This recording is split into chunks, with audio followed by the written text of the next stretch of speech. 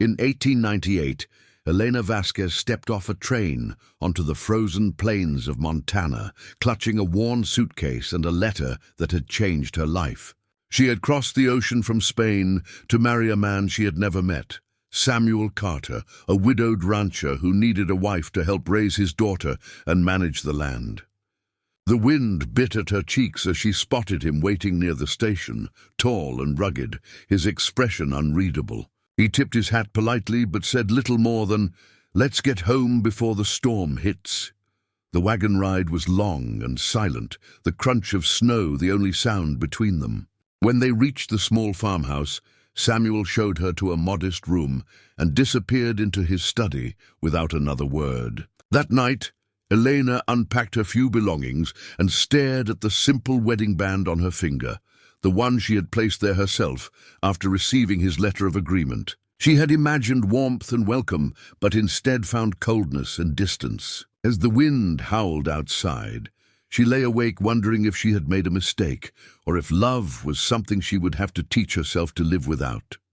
Days turned into weeks, and the farmhouse remained filled with silence. Elena rose before dawn, cooked breakfast, milked the cows, and mended clothes, but Samuel spoke only when necessary. His eyes often drifted toward the horizon, lost somewhere Elena couldn't reach. The loneliness pressed against her like the endless Montana wind, yet she endured, hoping for a sign that her presence meant something.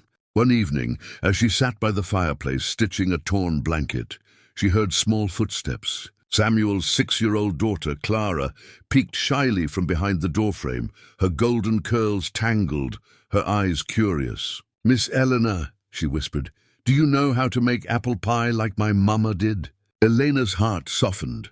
"I can try if you'll help me." The next morning they baked together. Flour dusted Clara's cheeks, and her laughter filled the kitchen for the first time in months. Samuel paused in the doorway, quietly watching as his daughter smiled again. For a brief moment, warmth flickered in his eyes, but it vanished as quickly as it came. That night, as Clara slept peacefully, Elena sat by the window, gazing out at the moonlit snow, torn between gratitude for the child's affection and the ache of a husband's silence. The morning air was sharp with frost, when Eleanor noticed the pasture fence had collapsed under the weight of snow. Without waiting for Samuel, she wrapped herself in a wool shawl and trudged through the icy wind. Her fingers turned red as she lifted heavy planks and hammered them back into place. She worked until her breath came out in white clouds and her hands bled from splinters. When Samuel finally found her, his voice was stern but shaken. "Why didn't you wait for me?"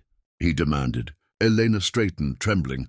"Because it needed to be done," she said softly. For a moment, silence hung between them. Then he reached for her hand, seeing the blood and roughness that matched his own. That evening, he brought her a cup of tea, awkward but sincere. They sat by the fire, and for the first time he spoke of his late wife, of loss, of trying to raise a child alone. Elena listened quietly, sharing how she'd come seeking a place to belong. The tension between them began to ease, replaced by a quiet understanding. As the fire crackled, Samuel looked at her. Winter deepened, and the Carter ranch lay silent under a blanket of snow. One night, Clara fell ill with a high fever that wouldn't break. Elena stayed by her bedside, wiping her brow and whispering prayers in Spanish. Samuel paced the hallway, helpless, his heart twisting at the sight of his fragile daughter. Days passed without rest.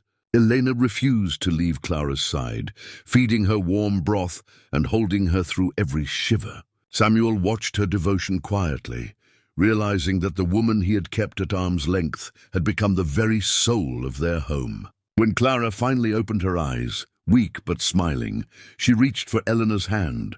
"Will you be my mummy?" she whispered. Tears filled Elena's eyes as she looked toward Samuel. He stepped closer, his voice breaking.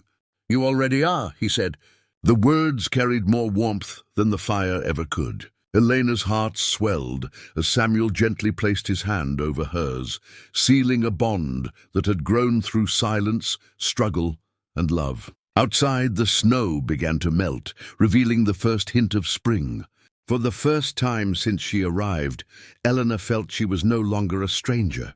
She was home. where love had finally found her, not as a stranger or obligation, but as someone who had brought light into his darkened world.